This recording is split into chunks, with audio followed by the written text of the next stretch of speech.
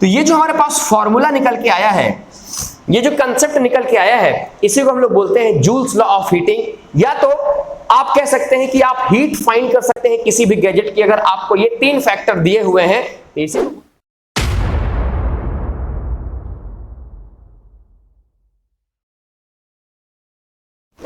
Hello everyone, कैसे हैं आप सभी? मैं हूं आपका friend and guide Krishna Tiwari. Students, class 10th की सीरीज में एक इलेक्ट्रिसिटी चैप्टर का लास्ट टॉपिक हम लोग आज कवर करेंगे और इसके बाद फिर शुरू होगा यस न्यूमेरिकल सेशन। और उस न्यूमेरिकल सेशन में हम लोग डिस्कस करेंगे case based question and AR type means assertion reason question. इसके लिए थोड़ा सा वेट और बस इसी तरह प्यार बनाए रखिए, सपोर्ट करते रहिए और हमारे साथ बने रहिए। इसके बाद जो हमारा सेशन होगा उसमें हम लोग AR question, case based question और ढेर सारे न्यूमेरिकल्स छोटे छोटे पार्ट वाइज वीडियोस में, वो वीडियोस 15 to 20 मिनट्स के ही होंगे, जिससे आपको सारे के सारे important question, top 10 year questions मैं आपको लेकर के आऊंगा। और इसके बाद मैं आपको कराऊंगा द मोस्ट इंपॉर्टेंट क्वेश्चंस। अगर किस्मत अच्छी रही तो डिक्टो क्वेश्चन वही आएगा, अगर थोड़ा बहुत इधर उधर हुआ तो केवल डिजिट चेंज होगी, बाकी साका सब वही सेम रहेगा। चलो आज के टॉपिक के बारे में बात करते हैं। आज का जो हमारा टॉपिक है वो छोटा सा है, वो है heating effect of electric current. इस टॉपिक के बारे में बात करने से पहले मुझे आप ये बताइए कि अगर आप टीवी ऑन करते हैं, टीवी ऑन करने के बाद उसमें आप थोड़ा सा हाथ रखो तो आपको लगेगा अभी नॉर्मल है, ठंडा है टीवी। लेकिन उस टीवी को 1 घंटे चलाओ तो देखोगे तो थोड़ा सा हल्का सा राइजिंग टेम्परेचर आपको फील होगा, डेल्टा टी, राइट। इसके बाद उस टीवी को 1 दिन चलाओ पूरा कंटिन्यू, इसके बाद हाथ रखो तो हाथ रखने से पहले तो पापा के हाथ रख जाएंगे आपके ऊपर कि दिन भर टीवी देखता है गधा कहीं का, छुट्टी है तो। लेकिन इससे हमको परेशान नहीं होना है, उनको बोलना है कि पापा कि मैं एक्सपेरिमेंट कर रहा हूं कि भाई हीटिंग इफेक्ट हो रहा है कि नहीं हो रहा।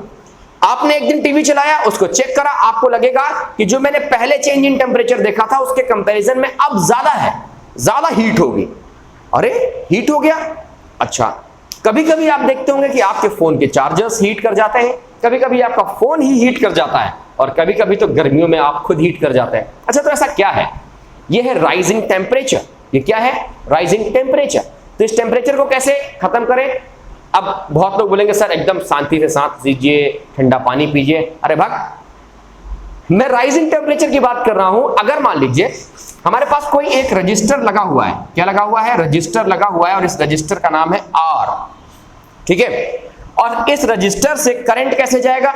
करंट दोस्तों फ्लो करेगा, यहां से मान लो जा रहा है, करंट गया और यहां जाएगा, यहां जाएगा, यहां जाएगा, यहां जाएगा, यहां जाएगा, ऐसे कुछ करके यहां तब निकल पाएगा स्पीड से, राइट। तो जो करंट सीधे जा रहा था स्पीड के साथ, उसको इस ब्रेकर ने, रेजिस्टेंस ने रोक लिया, अपने पास रोक लिया। इसका मतलब करंट ने इस पोजीशन में ज्यादा टाइम स्पेंड किया, राइट। और जब ज्यादा टाइम स्पेंड करेगा तो वो उसकी जो काइनेटिक एनर्जी होगी, किसकी? इलेक्ट्रॉन्स की। भाई flow of electron is current, right, flow of charge is current.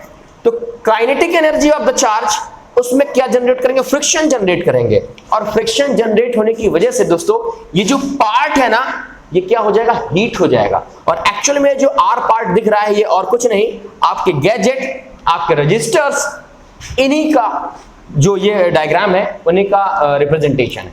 I hope मेरी बात समझ में आ रही हो। चार्जर आपने बहुत देर तक यूज किया, लगातार आप फोन में गेम खेल रहे हैं, चार्जर लगा हुआ है, चार्जर गर्म हो जाता है। फोन लगा हुआ है, फोन गर्म हो जाता है, क्यों? क्योंकि उसमें क्या है? करंट ज्यादा देर तक फ्लो हो रहा है।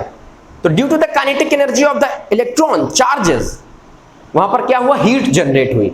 और पता है इसी इफेक्ट को हम लोग क्या बोलते हैं? Heating effect of the electric current. पता है करंट के फ्लो, पहला इफेक्ट तो मैं ऑलरेडी पढ़ा चुका हूं आपको पहले ही, इलेक्ट्रिक करंट। और दूसरा इफेक्ट मैं आपको पढ़ाने जा रहा हूं, that is heating effect of the electric current. और इसको सबसे पहले देखा था जूल्स ने, इसलिए इसका नाम जूल्स लॉ ऑफ हीटिंग के ऊपर भी रखा जाता है। कहीं कहीं पर पेपर में पूछ लिया जाता है, define the joules law of heating. ये पूछ लेता है on what factor does the heating effect depend, right. तो पहले हम लोग बात करेंगे कि जूल्स लॉ की, कि है क्या एक्चुअल में, फिर इसके बाद करेंगे फैक्टर्स की, और बस छोटा सा टॉपिक, बेहतरीन सा टॉपिक, तुरंत हम लोग फिनिश करते हैं। लास्ट तक बने रहिएगा। आइए शुरू करते हैं आज का टॉपिक। ओके, तो जूल्स लॉ ऑफ हीटिंग। अच्छा ये बताइए V is equal to potential difference क्या होता है? मान लीजिए कोई एक हमारे पास रजिस्टर है और इसमें करंट फ्लो हो रहा है, तो एक पॉइंट से दूसरे पॉइंट तक कुछ ना कुछ पोटेंशियल डिफरेंस होगा। होगा कि नहीं होगा? So V is equal to क्या होता है? W by Q, rate of doing work to carrying 1 coulomb of charge. याद आया? W बाय Q, बहुत अच्छी बात है। अच्छा, क्या मैं इसको लिख सकता हूं और W is equal to V into में Q। अच्छा, मैं आपको पता है क्यों ये करा रहा हूं, क्योंकि W हम लोग पढ़ चुके हैं। क्या क्लास 9th में पढ़ा था? वर्क डन पढ़ा था, नहीं पढ़ा था? अगर W वर्क डन है तो वर्क उतना ही होगा दोस्तों जितनी एनर्जी चेंज होगी, या उतना ही कोई ऑब्जेक्ट हीट करेगा जितना ही वो वर्क करेगा। मैंने ऐसा कहा था गर्मियों में आप बहुत जल्दी हीट हो जाते हैं। क्यों? बाहर से आते हो, साइकिल चला के आते हो, बाइक चला के आते हो, धूप पड़ रही होती है, आप क्या कर रहे होते हो? वर्क ही तो कर रहे होते हो। और अगर आप वर्क कर रहे होते हैं तो हीट होंगे, आप बिल्कुल हीट होंगे। तो क्या मैं लिख सकता हूं कि W is equal to heat release और absorb by the body, right? ठीक है, V is equal to W is equal to VQ। क्या यहां तक समझ में आ गया? आ गया, बहुत बढ़िया बात। वी नो दैट, देखो इससे आसान कहीं नहीं मिलेगा, ये पूरा मेरा एकदम आपसे प्रॉमिस है, गारंटीड है। V इज इक्वल टू क्या होता है? IR, and Q is equal to क्या होता है? I इंटू में T। कहां से आ गया? I is equal to Q by T होता है ना, तो यहां से आया Q is equal to I into में T। जरा इसको क्या करते हैं? पुट करते हैं वैल्यू। कहां पे पुट कर देते हैं? Put value equation number 1। ठीक है, तो अगर मैं वैल्यू पुट करता हूं तो क्या हो जाएगा? W is equal to V की जगह I इंटू में R, और Q की जगह I इंटू में T। क्या हो गया? ये हो गया work done is equal to I square R into में T। और वर्क डन को मैं जैसा ही आपको बता के आया था कि we can replace by the heat, H is equal to I square RT। तो ये जो हमारे पास फॉर्मूला निकल के आया है, ये जो कंसेप्ट निकल के आया है, इसी को हम लोग बोलते हैं जूल्स लॉ ऑफ हीटिंग। या तो आप कह सकते हैं कि आप हीट फाइंड कर सकते हैं किसी भी गैजेट की, अगर आपको ये 3 फैक्टर दिए हुए हैं, तो इसी को बोलते हैं heating effect of electric current. अगर प्रूविंग आएगी तो आई होप कि आप कर लेंगे, बहुत आसानी से मैंने आपको सिखाया है, उन्हीं कंसेप्ट से सिखाया है जो हम लोगों ने स्टार्टिंग में पढ़ रखा था, पार वार से नहीं सिखाया। बहुत सारे टीचर्स पास को लेकर सिखाते हैं, बहुत उल्टा से सिखाते हैं। सबसे इजीएस्ट कॉन्सेप्ट है क्लास 10th में कि कैसे इसको प्रूव करना है। अच्छा, समझ में आ गया? सो पहला फैक्टर क्या दिख रहा है? Current. So the heating effect मतलब H is directly proportional to the square of the current. Current जितना बढ़ाओगे तो करंट तो हो जाएगा डबल, और हीट भी हो जाएगी उसी के इक्वल। मतलब कि करंट 2 तो हीट 4 टाइम्स। बात समझ में आई? 2 का स्क्वायर 4, तो 4 डायरेक्टली प्रोपोर्शनल हो गए। पहला फैक्टर। दूसरा फैक्टर क्या है? H is directly proportional to the resistance. बड़ी सिंपल सी बात है, रेजिस्टेंस अगर छोटकू होगा तो करंट आएगा, फ्लो हो जाएगा। रेजिस्टेंस अगर बड़कू होगा तो उसको ज्यादा देर तक रोक के रखेगा तो ज्यादा हीट जनरेट होगी। रेजिस्टेंस छोटकू तो करंट तुरंत निकल गया, करंट कम देर तक रुका तो हीट कम हुई। रेजिस्टेंस बढ़कू तो करंट को रोक के रखा ज्यादा देर तक, तो क्या हुआ? हीट ज्यादा जनरेट हुई।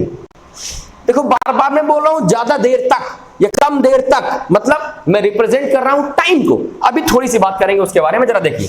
तो दूसरा फैक्टर क्या हो गया? That H is directly proportional to the resistance, and the third factor is H is directly proportional to the time. बड़ा सिंपल सा लॉजिक है यार, बहुत देर से बात कर रहा हूं, इतनी देर तक, कम देर तक। देर तक मर तक क्या होता है ना? ये तो नहीं पेपर में लिख के आओगे सर इतनी देर तक उतनी देर तक। भाई सिंपल सी बात है, जितना टाइम करंट स्पेंड करेगा उतना ही हीट जनरेट होगा, जितना कम टाइम स्पेंड करेगा उतना ही कम जनरेट होगा। बात समझ में आई? सॉरी।